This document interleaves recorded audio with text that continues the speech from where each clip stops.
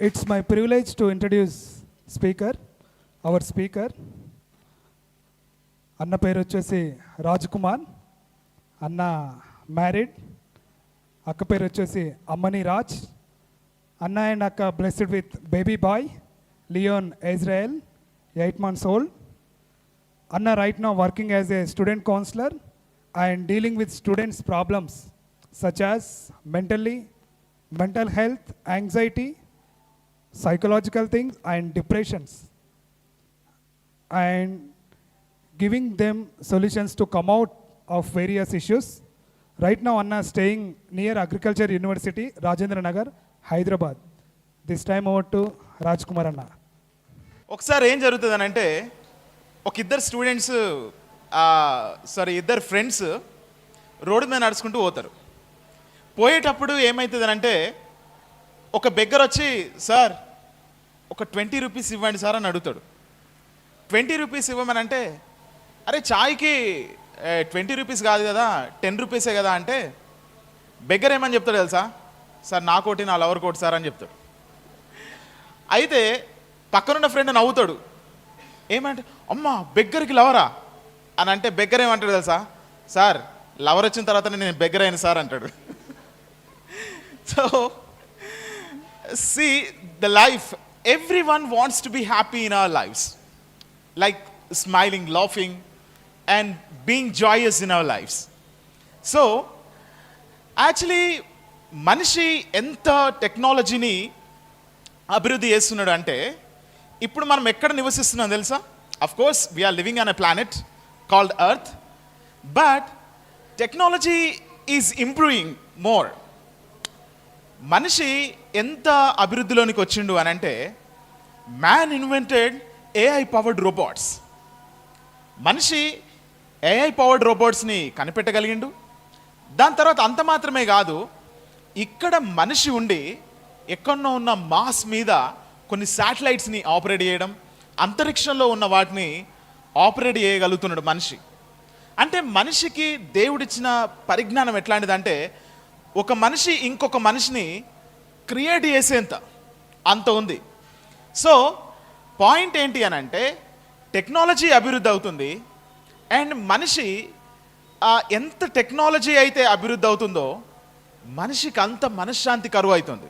I want to tell you few things. ఏంటి అని అంటే, మీకు ఇది తెలుసా, బయోటెక్నాలజీలో ఇది ఒక సరికొత్త నూతనమైన టెక్నాలజీ. బయోటెక్నాలజీలోని క్రిస్పర్ జీన్ టెక్నాలజీని ఉపయోగించి ఏం చేయొచ్చు తెలుసా? మనం ఇప్పటి వరకు పిల్లల్ని ఎక్కడ చూసినాం? గర్భంలో చూసినాం.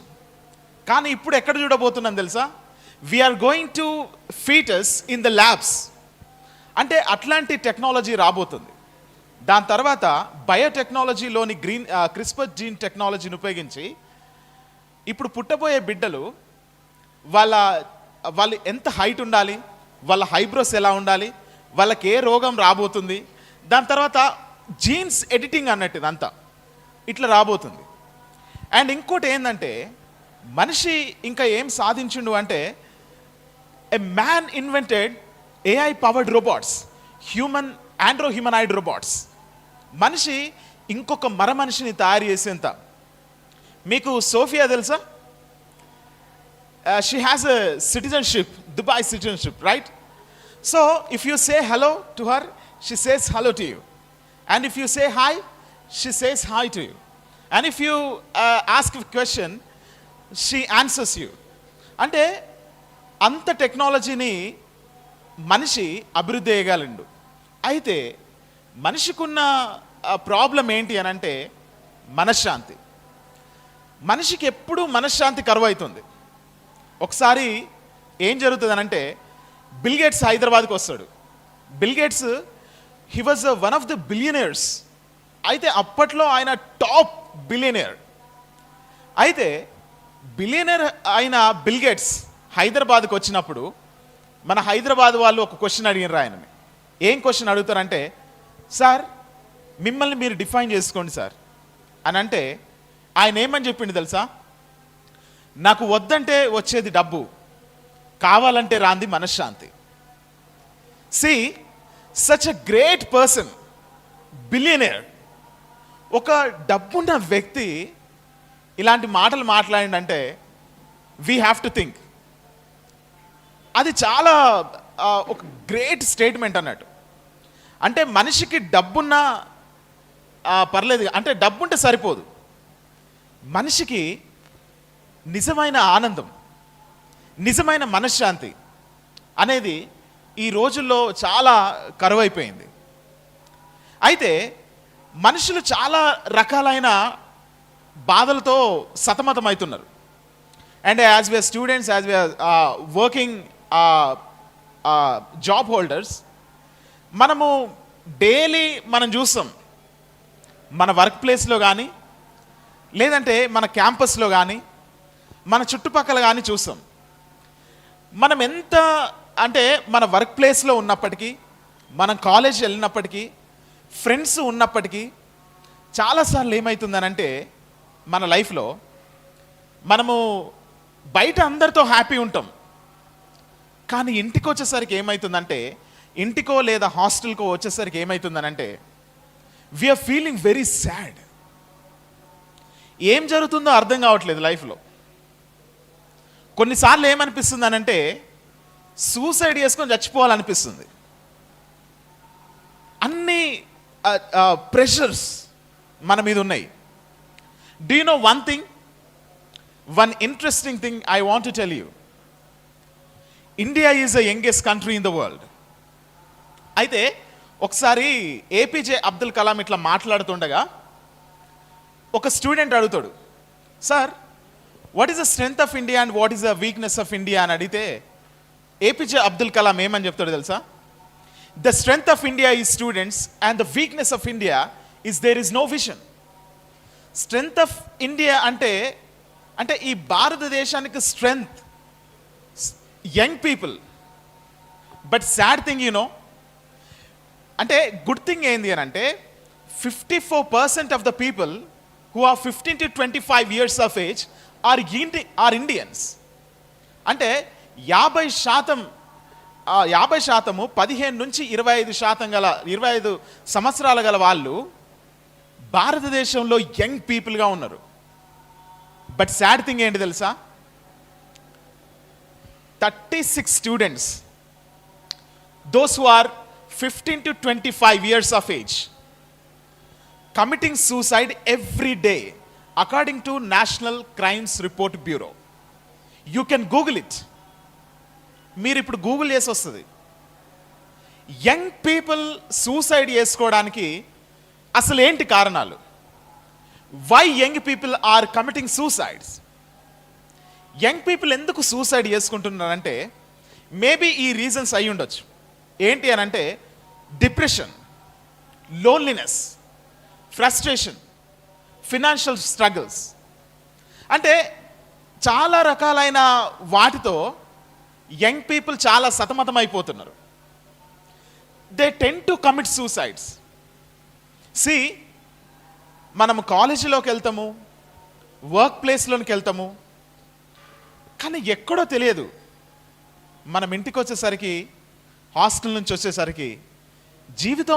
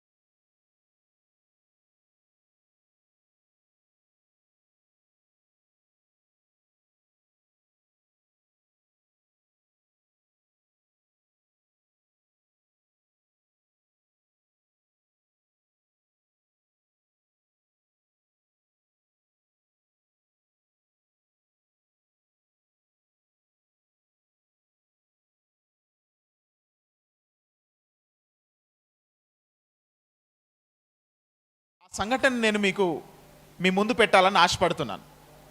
ఆ సంఘటన ఏంటంటే was speaking in the temple in the very early morning. ఆయన వెరీ ఎర్లీ మార్నింగ్ ఒక టెంపుల్లో ఆయన మాట్లాడుతూ ఉంటాడు. ఆయన నుంచి చాలామంది వింటుంటారు. యేసు ప్రభు కొన్ని విషయాలు చెప్తుంటాడు. అయితే చెప్తున్నప్పుడు ఏదో ఒక శబ్దం వెనుక నుంచి అని ఎవరో ఒక ఆమెని కొంతమంది మాబ్ కొంతమంది ఒక అమ్మాయిని లాక్కొని వస్తూ ఉంటే జీసస్ క్రైస్ట్ వాళ్ళని చూస్తాడు. జీసస్ క్రైస్ట్ వాళ్ళని చూసి ఆ అమ్మాయిని వాళ్ళు యేసుప్రభు ముందట పెడతారు. యేసుప్రభు ముందట వాళ్ళు ఆ అమ్మాయిని పెట్టినప్పుడు వాళ్ళు అడిగిన క్వశ్చన్ ఏం తెలుసా? అసలు ఆ అమ్మాయి ఎవరు అని అంటే, ఆమె సెక్స్ చేస్తున్నప్పుడు రెడ్ హ్యాండెడ్గా దొరికింది. ఆమెని పట్టుకొని తెచ్చి యేసుప్రభు ముందట, యేసుప్రభు యొక్క శిష్యులు ఉంటారు అండ్ యేసుప్రభు యొక్క బోధల్ని వినేవాళ్ళు ఉంటారు. అంతమంది ముందట ఆ అమ్మాయిని తెచ్చి యేసుప్రభు ముందట పెడతారు. పెట్టి ఏమంటారు తెలుసా? Jesus, we have a question. మా కాన్స్టిట్యూషన్ ప్రకారం, మా మొజాయిక్ కాన్స్టిట్యూషన్ ప్రకారం ఎవరైనా సెక్స్లో రెడ్ హ్యాండెడ్గా దొరికితే వాళ్ళని రాళ్లతో కొట్టాలని మా మొజాయిక్ కాన్స్టిట్యూషన్ చెప్తుంది. అయితే నువ్వేం చెప్తావు, నువ్వేమంటావు అని జీసస్ క్రైస్ట్ని అడుగుతాడు. But Jesus Christ was writing something else on the ground. ఆయన ఏదో ఒకటి రాసుకుంటూ ఉంటాడు. But still they questions Jesus Christ. ఏం చెప్తావు? ఈ అమ్మాయి రెడ్ హ్యాండెడ్ దొరికింది, మా కాన్స్టిట్యూషన్ ఇట్లా చెప్తుంది, మా కాన్స్టిట్యూషన్ ప్రకారం రాళ్లతో కొట్టి చంపాలి అని చెప్తారు. యేసుప్రభు ఏమంటాడు తెలుసా? ఒకవేళ యేసుప్రభు గనుక ఆమెను కొట్టద్దు అని చెప్పిండు అనుకో, ఏమంటారు తెలుసా? You are against to the constitution of Mosaic law. నువ్వు మా కాన్స్టిట్యూషన్ కంటే నువ్వు కూడా ఇక్కడనే ఉన్నావు, ఈ కాన్స్టిట్యూషన్ నువ్వు ఎదురెళ్తున్నావని. ఒకవేళ కొట్టండి అన్నారు అనుకో, నువ్వు పాపులకు రక్షకునివి కదా, నువ్వు పాపులకి స్నేహితుడివి కదా, నువ్వు ఎట్లా కొట్టమంటావు అని అంటారు. లేదంటే ఒకవేళ ఐ డోంట్ నో అని జీసస్ క్రైస్ట్ అన్నాడు అనుకో, వాళ్ళు ఏమంటారు తెలుసా? యు ఆర్ నాట్ గాడ్, నువ్వు దేవునివి కాదు అని అట్లా అంటారు. ఎస్ చెప్పినా బాధే, నో చెప్పినా ప్రాబ్లమే, ఐ డోంట్ నో చెప్పినా ప్రాబ్లమే. మరి ఇప్పుడు ఏం చెప్పాలి జీసస్ క్రైస్ట్? జీసస్ క్రైస్ట్ ఏం చెప్తారంటే ప్లెయిన్లీ, మీలో పాపం లేని ప్రతి వాడు ఆమె మీద రాయొచ్చు అంటాడు. People standing with stones. అక్కడ ఎంతమంది ప్రజలు ఉన్నారో మనకు తెలియదు. వాళ్ళందరూ రాళ్ళు పట్టుకొని కొట్టడానికి రెడీగా ఉంటారు. కానీ ఎప్పుడైతే యేసు ప్రభు ఈ మాట చెప్తాడో, ద గ్రౌండ్ వాజ్ ఎంప్టీడ్. ఒక్కొక్కరు ఆ రాళ్ళను విడిచి వాళ్ళు సైడ్కి వెళ్ళిపోతారు. అండ్ దెన్ కట్ చేస్తే ఈ అమ్మాయి దగ్గరకు వచ్చి ఏమంటాడు తెలుసా? నిన్నెవరు కొట్టలేదా అంటాడు. అయితే ఆమె నో సార్ అని అంటారు. జీసస్ క్రైస్ట్ ఏమంటాడంటే, ఇక పాపం చెయ్యకు, ఇక మళ్ళీ ఈ పాపం చేయకని క్షమించి ఆమెను వదిలిపెడతాడు. అండ్ ఇక్కడ అర్థం చేసుకోవాల్సిన విషయం ఏంటంటే, ఆమె సిచ్యువేషన్ ఎట్లా ఉంటుంది అంటే, ఆమె ప్రొఫెషన్ ఏంది అని అంటే sex. She wants to have sex to earn money. Money కోసం కావచ్చు ఆమె సెక్స్ చేస్తున్నది. అయితే మేబీ ఆమె థింక్ చేసి ఉంటుంది ఈ విధంగా, ఈరోజు నా పని అయిపోయింది, మొజాయిక్ కాన్స్టిట్యూషన్ ప్రకారము వాళ్ళు నన్ను ఖచ్చితంగా చంపేస్తారు. మేబీ ఆమె ఇది లాస్ట్ డే అనుకొని ఉండొచ్చు. మైట్ బి ఇంకా వాళ్ళ పేరెంట్స్ని గుర్తు చేసుకోవచ్చు, వాళ్ళ రిలేటివ్స్ని గుర్తు చేసుకోవచ్చు. నన్ను ఎవరు కాపాడరు, ఇంకా ఈ డే మొత్తానికి అయిపోయింది, ఇంకా this is the day of my death అని ఆమె అనుకోవచ్చు. But in the right time Jesus Christ came and he rescued her. Jesus Christ వచ్చి ఆమెను రెస్క్యూ చేయడం జరుగుతుంది. అయితే ఆమె ప్రాబ్లం ఏంది అని అంటే సెక్స్. మేబీ మనీ కోసం ఆమె సెక్స్ చేస్తూ ఉండొచ్చు, ప్లెజర్ కోసం సెక్స్ చేస్తూ ఉండొచ్చు. ఆమె ప్రాబ్లం అది. Because I'm a student counsellor, guys I want to speak openly. ఆమె యొక్క ప్రొఫెషన్ అది. And at the same time మనకు కొన్ని బాండేజెస్ ఉంటాయి, మనకు కొన్ని ప్రాబ్లమ్స్ ఉంటాయి. ఆ ప్రాబ్లమ్స్ ఏంటి అని అంటే, కొంతమందికి డ్రగ్స్ తీసుకునే అలవాటు ఉంటుంది, కొంతమందికి డ్రగ్స్ తీసుకునే అలవాటు ఉంటుంది. ఈ డ్రగ్స్ తీసుకొని ఏమవుతుందంటే వాళ్ళ లైఫ్ మొత్తం ఖరాబ్ అవుతుంది. కొంతమంది డ్రగ్స్ వెంట వెళ్తారు, కొంతమంది smoking, drinking, consumption of alcohol and consumption of smoking. And ఇంకో కొంతమంది ఏంటంటే లివ్ ఇన్ రిలేషన్షిప్. అసలు లివ్ ఇన్ రిలేషన్షిప్ ఎక్కడ స్టార్ట్ అవుతుంది? ఇది ఎక్కడ స్టార్ట్ అవుతుంది అంటే in the name of love. Love నుంచి స్టార్ట్ అవుతుంది. అంటే కొంతమంది ఏం చేస్తారంటే లవ్, అమ్మాయిలు అబ్బాయిలు కానీ అబ్బాయిలు అమ్మాయిలు కానీ, అంటే మనం క్యాంపస్లో ఉన్నప్పుడు కానీ ద వరల్డ్ అట్రాక్ట్స్ అస్. అప్పుడు ఏం జరుగుతుందనంటే ఈ లవ్లో పడి వర్జినిటీ కోల్పోయే వాళ్ళు చాలామంది ఉండి యూనో సూసైడ్ చేసుకున్న వాళ్ళు కూడా ఉన్నారు. కొంతమంది డ్రగ్స్ వెంట వెళ్తే, కొంతమంది సెక్స్ వెంట వెళ్తే, ఇంకొంతమంది లవ్ వెంట వెళ్తే, అండ్ కొంతమంది చాలా రకాలైన ఆన్లైన్ గేమ్స్, బెట్టింగ్స్, ఇవన్నింటి వెంట వెళ్ళి లైఫ్ని ఖరాబ్ చేసుకోవడం జరుగుతుంది. I want to tell you a story which was happened in Hyderabad. ఇంకొంతమంది పార్నోగ్రఫీ చూసి young people, you know, India listed on the 93% of Indians are watching pornography. According to one survey, 93% of Indians are watching pornography. అంటే అసలు ఎంత ఘోరంగా ఉంటుంది. మీకు ఒక నిజమైన సంఘటన చెప్తా. అదేంటి అని అంటే, ఈ పోర్నోగ్రఫీ చూసి చాలా రకాలైన మర్డర్ జరుగుతున్నాయి, రేప్ కేసెస్ జరుగుతున్నాయి. ఒక తార్నాకలో ఏం జరిగిందనంటే, రీసెంట్గా ఒక అమ్మాయి బుక్ చేస్తుంది క్యాబ్ని బుక్ చేస్తుంటే అది బుక్ అవ్వట్లేదు.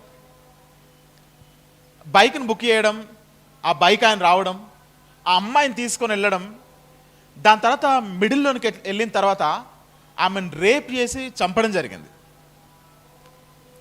ఆయన ఇచ్చిన స్టేట్మెంట్ ఏం తెలుసా?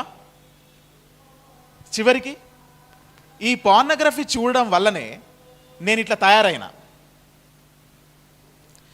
తయారయ్యి ఇది చేయడం జరిగింది అని తను చెప్తాడు అన్నట్టు. What a pathetic story. అంటే ఎన్ని విషయాలు జరుగుతున్నాయి. మనిషి రోజుకి అంటే టెక్నాలజీ ఎంత అభివృద్ధి అవుతుందో మనిషి యొక్క మేధా శక్తి కూడా అట్లా తగ్గిపోతూ ఉంటుంది. యునో వన్ సర్వే, మన ఇండియాలో ఏం జరుగుతుంది తెలుసా? According to Hindu news paper, 86 women are being raped every day. 49 sexual offenses are happening. ఇవి కొన్ని వెలుగులోనికి వచ్చినాయి మాత్రమే. మనిషి యొక్క మేధాశక్తి ఎంతనైతే పెరుగుతుందో మనిషి అంత దిగజారిపోతున్నాడు. ఇప్పుడు ఏంది అంటే లవ్ పేరు చెప్పి లివింగ్ రిలేషన్షిప్లో ఉండి చాలామంది వాళ్ళ వర్జినిటీని కోల్పోతున్నారు. మనని పేరెంట్స్ ఒకదానికి పంపిస్తే మనం ఇంకొకటి చేస్తున్నాం. మన లైఫ్ని మనం బ్రైట్గా చూడాలనుకున్నాం, కానీ లైఫ్ ఎట్లా పోతుంది అని అంటే ఎవరి చేతుల్లోనే పడిపోయి మన లైఫ్ అంతా ఖరాబ్ అయిపోతుంది. ఈ వర్జినిటీ కోల్పోయిన తర్వాత లేదా సెక్స్ అయిపోయిన తర్వాత ఎవరికి చెప్పుకోలేక బాధపడుతూ సూసైడ్ చేసుకున్న వాళ్ళు చాలామంది ఉన్నారు. హైదరాబాద్లో ఒక అమ్మాయి ఏం చేసిందంటే తెలుసా? She was a 4th year student. She had a pregnancy. She jumped from 5th floor of her college and she died. ఆమె ఏమని రాసింది తెలుసా సూసైడ్ నోట్లో? అంటే ఆమె చావు మనకి ఏం చెప్తుందంటే మీరు కూడా నాలాగా చెయ్యొద్దు అని చెప్తుంది. స్టూడెంట్స్ వాళ్ళ యొక్క అంటే యంగ్ పీపుల్ ఎలాంటి పరిస్థితుల్లో ఉన్నారంటే జీవితం మొత్తం డ్రైన్ అయిపోతుంది. లైఫ్స్ మనం చూస్తుండగానే మన లైఫ్స్ మనకు ఎట్లా ఉన్నాయనంటే మన లైఫ్ని మనం ఏమనుకుంటామంటే లైఫ్ నాది మంచిగా ఉండాలనుకుంటాం. కానీ ఏమైపోతుంది అనంటే రోజు రోజుకి దిగజారిపోతుంది. మనకు ఫ్రెండ్స్ ఉన్నా, మంచి ఫుడ్ తిన్నా, మంచి బట్టలు వేసుకున్నా, మంచి ఫ్యాకల్టీ ఉన్నా, మంచి జాబ్ చేస్తున్నా, లేకపోతే ఎంత మందితోని హ్యాపీగా డే అంతా గడిపి వచ్చినా చివరికి మనం ఎట్లున్నామంటే మనం పడుకునేటప్పుడు ఎందుకో తెలియదు మనం ఏడుస్తున్నాం. మన జీవితంలో ఏదో కోల్పోయినాం. చాలా విషయాలు గుర్తొస్తున్నాయి. చేసిన పనులు గుర్తొచ్చి నేను అది చేయకుంటే బాగుండేది, నేను సెక్స్ చేయకుంటే బాగుండేది, నేను డ్రగ్స్ తీసుకోకపోతే బాగుండేది, తాగకుంటే బాగుండేది, ఇలాంటి పరిస్థితుల్లో నేను ఇరుక్కపోయి ఉంటే బాగుండేది. ఫినాన్షియల్ స్ట్రగుల్స్ అంటే కొన్నిసార్లు ఆన్లైన్లో లేకపోతే బెట్టింగ్ యాప్స్లో మనీ పెట్టి అందులో పడకుండా ఉంటే బాగుండేది అని అనుకుంటాం. మన కన్నీళ్ళని ఎవరు చూడరు. నీ కన్నీళ్ళని ఎవరు చూడకపోవచ్చు, నీ బాధను ఎవరు చూడకపోవచ్చు. Maybe people may not understand you every day crying. Maybe మన ఫ్రెండ్స్తో చెప్పుకుంటాం అరే నా పరిస్థితి ఇట్లా ఉంది అని. కానీ ఫ్రెండ్స్ ఏం చేస్తారు తెలుసా? ఫ్రెండ్స్ కొంతవరకే మనకు ఏం చేస్తారంటే కొంచెం కంఫర్ట్ని ఇస్తారు. కానీ తర్వాత ఫ్రెండ్స్తో చెప్పినప్పుడు కొంచెం మంచిగా అనిపిస్తుంది, కానీ దాని తర్వాత మనకు చాలా బాధ అనిపిస్తుంది. ఫ్రెండ్స్ మనల్ని ఇప్పుడు జ్వరం వచ్చిందనుకో ఒక జనరల్ ఫిజిషియన్ దగ్గరికి వెళ్తాం. పనులు ప్రాబ్లం వచ్చిందనుకో ఒక డెంటిస్ట్ దగ్గరికి వెళ్తాం. ఒకవేళ నిజంగా హృదయానికే వస్తే కార్డియాలజిస్ట్ అని మాత్రం చెప్పొద్దు. నేనేమని చెప్తున్నానంటే మన హృదయానికి ఒకవేళ బాధ అయితే ఎవరి దగ్గరికి వెళ్తాం? We have to absolutely go to God. God is a master designer of our lifes. దేవుడు మనల్ని చేసిండు కాబట్టి దేవునికే మన ప్రాబ్లం తెలుసు. బట్ ఏందో తెలుసా, ఇక్కడ ఒక చిన్న ప్రిన్సిపల్ ఉంటుంది. దేవుణ్ణి మనం చేరుకోలేం, ఆ దేవుడు ఎవరో మనకు తెలియదు. ఎందుకంటే ఈ ప్రిన్సిపల్ చెప్తా A+B² లాగా ఉంటుంది. అదేంటి అని అంటే man is finite, God is infinite. The gap between man and God is always infinite. దేవుడేమో అనంతుడైన వాడు, మనిషి పరిధులు కలిగినటువంటి వాడు. మానవునికి దేవునికి మధ్య ఉన్న దూరము ఇది ఏంటి అని అంటే మధ్య ఉన్న గ్యాప్ ఏంటి? అది అన్లిమిటెడ్. మనిషి దేవుణ్ణి చేరుకోలేడు, కానీ దేవుడే దిగి రావాలి. ఆ దేవుడు ఎవరు అని అంటే సాక్షాత్తు దైవ మానవుడైన యేసుప్రభు. ఈ యేసుప్రభు మనుషుల యొక్క ప్రాబ్లం కోసం వచ్చిండు. ఈ did not come to establish a religion. ఆయన ఒక మతాన్ని స్థాపించడానికి రాలేదు, మనుషుల హృదయాల్ని మంచిగా చేయడానికి ఆయన వచ్చిండు. అయితే ఇక్కడ ప్రాబ్లంని చూసినాం కదా, ఒక అమ్మాయిని సెక్స్లో రెడ్ హ్యాండెడ్గా దొరికితే ఆ అమ్మాయి చనిపోయే ప్రమాదంలో ఉంది. కానీ ఎగ్జాక్ట్లీ ఆ టైంలో యేసుప్రభు వచ్చి కాపాడడం జరిగింది. At the same times we're suffering from our own problems. కొంతమందికి depression, loneliness, frustration, financial instability, ఫ్యామిలీస్లో గొడవలు, బయటికి రాలేక ఎవరితో చెప్పుకోలేక ప్రతిరోజు మనం ఏడుస్తూ పడుకుంటున్నాం. అసలు దీనికి సొల్యూషన్ లేదా? నా జీవితానికి అసలు సొల్యూషన్ ఎక్కడా అనే ప్రశ్నలు మన రోజు రోజుకి ఎక్కువైపోతున్నాయి. కానీ I want to tell you one thing. Yesu ప్రభువు చెప్పిన ఒక స్టేట్మెంట్ నన్ను అసలు వండర్ఫుల్గా ఉంటుంది. అది నేను ఎవరి దగ్గర నుంచి ఆ స్టేట్మెంట్ వినలేదు, ఒక యేసు ప్రభు నుంచే ఆ వండర్ఫుల్ స్టేట్మెంట్ విన్నా. ఆ స్టేట్మెంట్ ఏం తెలుసా?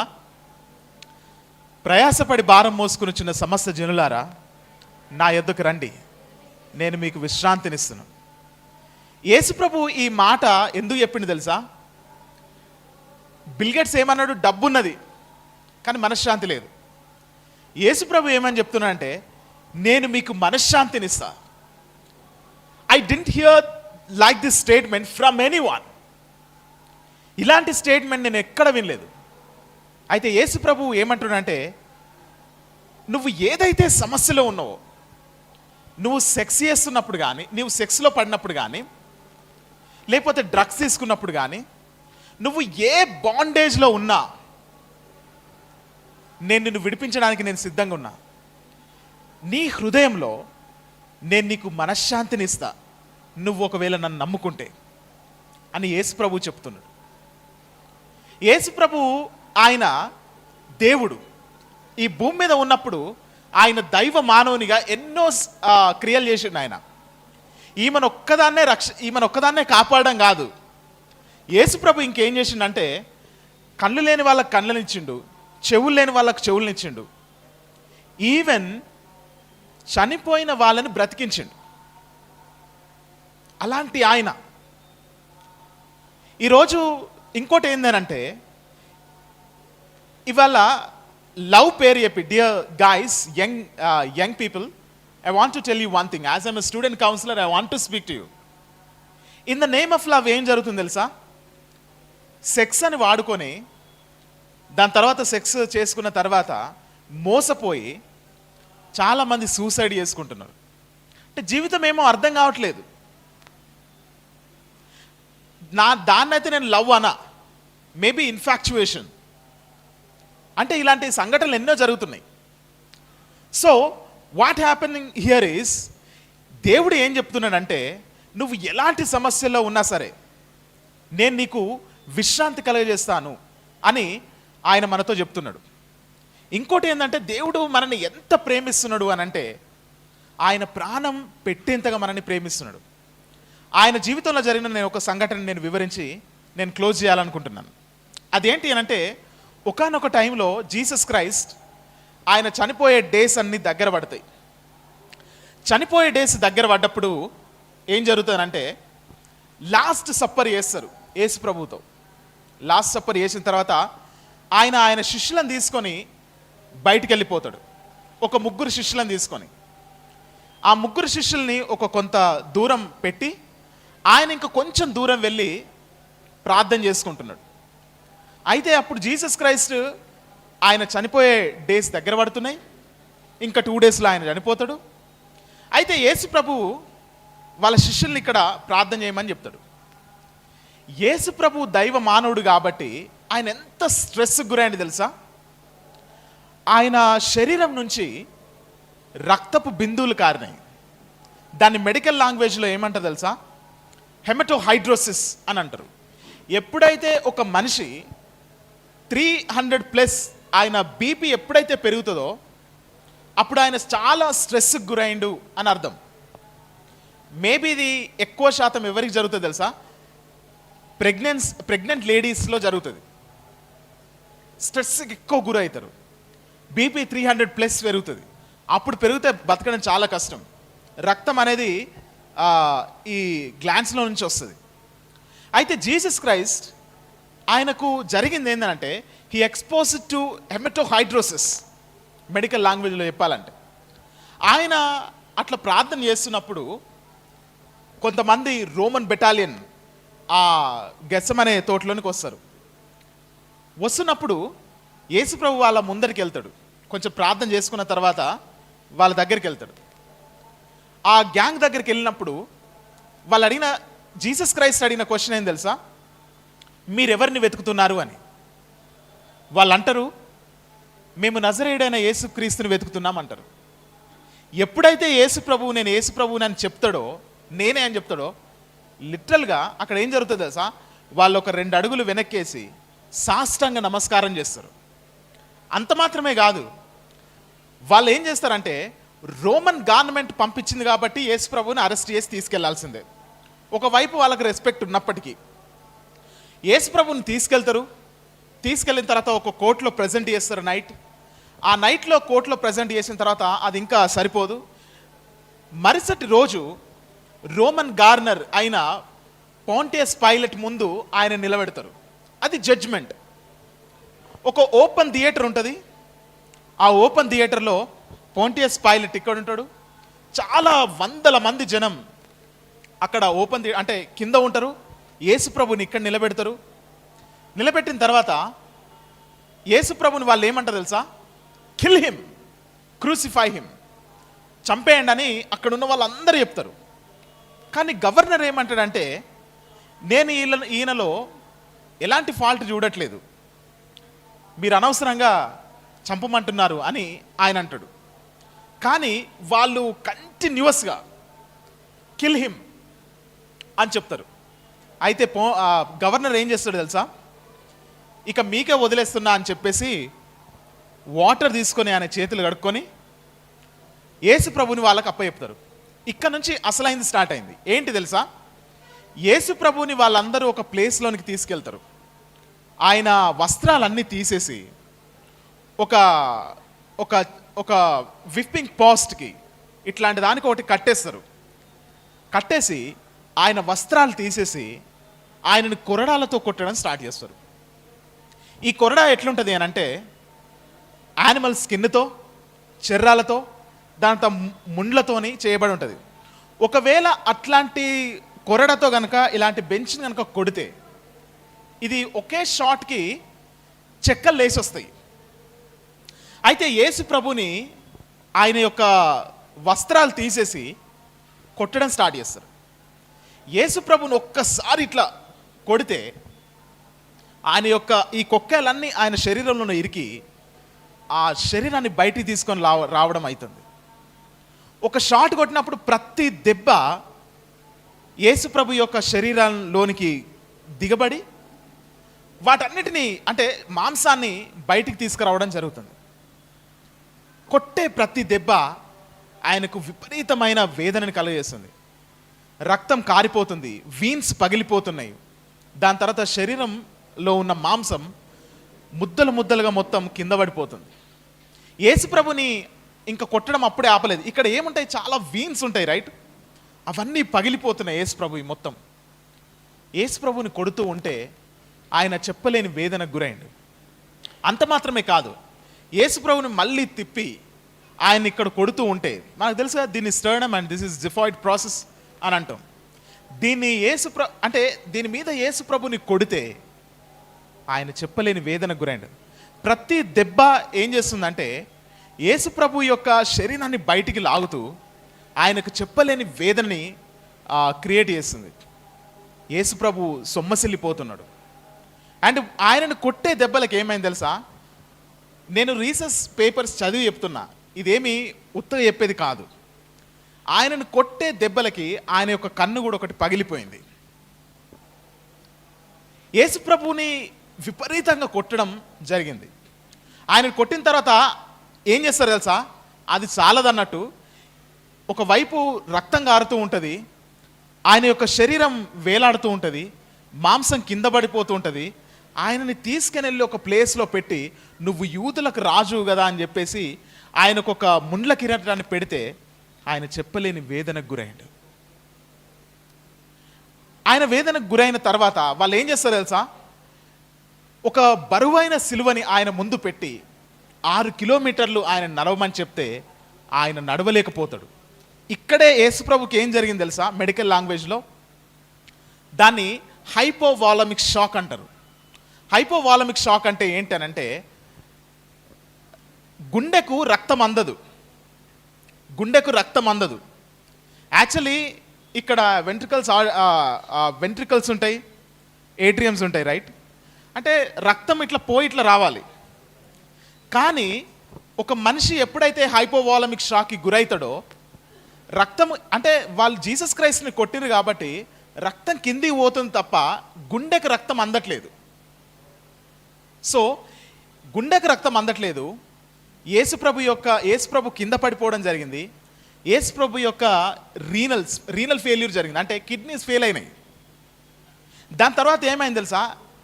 హైపోవాలమిక్ షాక్ జరిగితే వాళ్ళకి దాహం అవుతుంది. యేసుప్రభుకు దాహం అయింది. యేసు ప్రభుని ఆ శిలువ మీదకి, అంటే ఎక్కడైతే శిలువ వేయాలో ఆ ప్రాంతానికి యేసు ప్రభుని తీసుకెళ్ళడం జరిగింది. తీసుకెళ్ళిన తర్వాత యేసు ప్రభుని ఆ ప్రాంతం ఎట్లున్నదో తెలుసా? చాలా sunlight, it was scorching sunlight. Yesu ప్రభు మీద, అంటే యేసు ప్రభుని ఇంకోటి ఏం చేసేది తెలుసా? ఆ మాంసం బయటికి వెళ్ళింది. ఆ మాంసం ఇదంతా రిబ్బన్ లాగా అయిన తర్వాత యేసు ప్రభుకు ఒక చెమ్కీల అంగి తొడిగిర్రు, నువ్వు యూదుల రాజు కదా అని. అవన్నీ కూడా యేసు ప్రభుని కోస్తూ ఉన్నాయి. యేసు ప్రభు చెప్పలేని వేదనకు గురైండు. 6 కిలోమీటర్లు నడిచి ఎక్కడైతే సిలువ వేయాలో ఆ ప్రాంతానికి వచ్చిన తర్వాత యేసు ప్రభుని ఏం చేసింది తెలుసా? యేసు ప్రభుని అక్కడ ఉంచి మళ్ళీ ఆయన వస్త్రాన్ని తీసేసి, చాలా సన్లైట్, ఆ సన్లైట్ మొత్తం యేసు ప్రభు మీద పడుతూ ఉంటే ఆయన చెప్పలేని వేదనకు గురైండు. యేసు ప్రభు యొక్క ఫ్లెష్ అనేది బయటికి వెళ్ళింది, ఆయన రక్తం అనేది కారిపోతుంది, ఆయన సొమ్మసిల్లిపోతున్నాడు. దీన్ని 1st సెంచరీ హిస్టారియన్ అయిన యూసేబియస్ ఏమనంటారంటే, దిస్ ఈస్ ద క్రూయలెస్ట్ టార్చర్ అని యూసేబియస్ అనే ఒక రోమన్ హిస్టారియన్ చెప్తాడు. యేసుప్రభుని అక్కడితో వదలలేదు. దీన్ని ఏమంటుంది తెలుసా? యేసుప్రభుని శిలువ మీద పెట్టి ఆయనని మొలలతో కొట్టడం స్టార్ట్ చేశాను. మీకు అందరికి ఇట్లా ఇది కనబడుతుందా? దీన్ని ఏమంటామంటే మిడియన్ నర్వ్ అంటాం. ఒకసారి ప్రెస్ చేసుకోండి, జస్ట్ ఇట్లా ఇట్లా ప్రెస్ చేసుకోండి. ఎంత పెయిన్ అవుతుంది? పెయిన్ అవుతుందా? ఇంకొంచెం గట్టిగా ప్రెస్ చేయండి. దీన్ని మిడియన్ నర్వ్ అంటారు. దీని తర్వాతనే రేడియల్ నర్వ్స్ ఉంటాయి, వీన్స్ ఉంటాయి, దాని తర్వాత యాక్సిలరీ నర్వ్స్ ఉంటాయి. అంటే ఇదంతా కూడా ఈ థొరాక్స్ వెనక, లేకపోతే ఈ ఏంది స్పైనల్ కార్డ్కి అన్నీ టచ్ అవుతాయి ఇవన్నీ. దీని మీద యేసు ప్రభుని కొడుతూ ఉంటే మొలలతోని ఆయన చెప్పలేని వేదనకు గురైండు. అట్లనే కాళ్ళకు కూడా కొట్టిండు, ఆయన చెప్పలేని వేదనకు గురైండు. అట్లా యేసు ప్రభుని సిలువకేయడం, ఆ సిలువ మీద ఆయన చనిపోవడం, 3వ దినాన్న తిరిగి లేవడం జరిగింది. ఈ దేవుడు ఇంత ప్రేమిస్తున్నాడు నేను తెలుసా? ప్రాణం పెట్టేంత. నీకోసం, నా కోసం, నీ ఫ్రెండ్ నీకోసం ప్రాణం పెట్టలేడేమో, నీ లవర్ నీకోసం ప్రాణం పెట్టలేడేమో, లేకపోతే నువ్వు నమ్ముకున్న వాళ్ళు నీకోసం ప్రాణం పెట్టలేరేమో, నీ లైఫ్లో ఏంటి అని అంటే మనశ్శాంతి లేకుండా పోతుందేమో, చాలా రకాలైన బాండేజెస్లో ఇరుక్కొని పోయినవేమో. యేసుప్రభు ఏమని చెప్తున్నాడు తెలుసా? ఆయన నీకోసం నా కోసం చనిపోయి ఆయన 3వ దినాన్న తిరిగి లేచి ఏమని చెప్తున్నాడంటే, నేను నీకోసం ప్రాణం పెట్టినా, నేను నీకోసం చనిపోయినా, నువ్వు నమ్ముకుంటే, నన్ను గనక నువ్వు నమ్ముకుంటే నీకు విశ్రాంతిని దయచేస్తా. ఆయన అంటున్నాడు కదా, ప్రయాసపడి భారం మోసుకుని వచ్చిన సమస్త జనులారా నా యొద్దకు రండి, నేను మీకు విశ్రాంతిని కలగజేస్తాను. మనము రెస్టారెంట్స్కి వెళ్ళినా, రిసార్ట్స్కి వెళ్ళినా, లేకపోతే మంచి ఫుడ్ తిన్నా, బాయ్ ఫ్రెండ్ అయినా, గర్ల్ ఫ్రెండ్ అయినా, ఎంత మెయింటైన్ చేసినా మనకు మనశ్శాంతి రావడం లేదు. కానీ మనశ్శాంతిని ఎవరిస్తున్నారంటే, ఎవరిస్తారు అని ఇక్కడ చూస్తే యేసుప్రభు ఏమని చెప్తున్నాడు తెలుసా? I will give you rest in your heart. Blaise Pascal ఎంతమంది తెలుసు? బ్లేజీ పాస్కల్ ఏమంటాడు తెలుసా? There is a God shaped vacuum in the each heart of the every human being which cannot satisfied by any kind of human elements but by knowing creator made known through Jesus Christ. అని అంటే ప్రతి మానవుని హృదయంలో ఒక శూన్యత ఉంది. ఆ శూన్యత సెక్స్ వల్ల కానీ, డబ్బు వల్ల కానీ, డ్రగ్స్ వల్ల కానీ, మంచి పేరు వల్ల కానీ, ప్రఖ్యాతల వల్ల కానీ అది సాటిస్ఫై అవ్వదు. యేసుప్రభుని ఎప్పుడైతే సొంత రక్షకుని అంగీకరిస్తామో అప్పుడే నిజమైన మనశ్శాంతి, నిజమైన సంతోషం జీవితంలోనికి వస్తుంది. డియర్ ఫ్రెండ్, యేసు ప్రభు నీ కోసం ప్రాణం పెట్టిండు. ఆయన ఓన్లీ ప్రాణం పెట్టడమే కాదు, ఆయన 3వ దినాన్న తిరిగి లేచిండు. నువ్వేదైనా సమస్యతో బాధపడుతూ ఉండొచ్చు. అది సెక్స్ కావచ్చు, డ్రగ్స్ కావచ్చు, ఇల్లీగల్ రిలేషన్షిప్ కావచ్చు, ఏదైనా అయ్యి ఉండొచ్చు. అయ్యో దాంట్లో ఎందుకు పడిపోయినా అని నువ్వు ఆలోచిస్తూ ఉండొచ్చు. కానీ ఈరోజు దేవుడు ఏమంటున్నాడు తెలుసా? ప్రయాసపడి భారం మోసుకునిచున్న సమస్త జనులారా నా యొద్దకు రండి, నేను మీకు విశ్రాంతిని కలగజేస్తాను, నేను నీకు విశ్రాంతి కలగజేస్తానని ఆయన చెప్తున్నాడు. ఒకవేళ నీ సమస్య నీకే తెలుసు. ఒక 30 సెకండ్స్ మనం కళ్ళు మూసుకుందాం, మన ప్రాబ్లంని దేవునికి చెప్దాం. దేవా, నేను ఈ ప్రాబ్లంలో ఉన్నా అని చెప్దాం. ఒకసారి కళ్ళు మూసుకుందామా? సిన్సియర్గా. అంటే మనం ఇప్పటి వరకు మేబీ మనం ఎంత ఆలోచించలేకపోయి ఉండొచ్చు జీవితం గురించి. ఒక్కసారి ఆలోచిద్దాం. దేవా, నేను ఇలాంటి సిచ్యువేషన్లో ఇరుక్కుపోయి ఉన్నాను. నువ్వెట్లయితే వ్యభిచారంలో పట్టబడిన స్త్రీని విడిపించినవో, నన్ను కూడా అలాగా బయటికి తీసుకురా ప్రభువా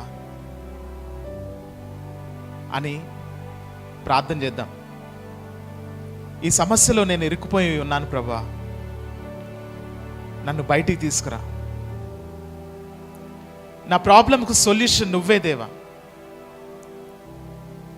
నాకెక్కడ దారి కనిపించట్లేదు, మనసంతా బాధగా ఉంది, చాలాసార్లు చనిపోవాలనిపిస్తుంది, నాకు పేరెంట్స్ గుర్తొస్తున్నారు, నా జాబ్ మనశ్శాంతి లేదు, నా లైఫ్ మీద అసహ్యం కలుగుతుంది నాకు. ప్రభా, నువ్వు ఆమెను ఎట్లా కాపాడినవో నన్ను అట్లా కాపాడు ప్రభా. నువ్వు నన్ను ఇంతగా ప్రేమిస్తున్నావని నాకు తెలియలేదు ప్రభా. నీ ప్రాణం పెట్టేంత నన్ను ప్రేమిస్తున్నావని ఈరోజు తెలుసుకున్నాను అని ప్రార్థన చేద్దాం.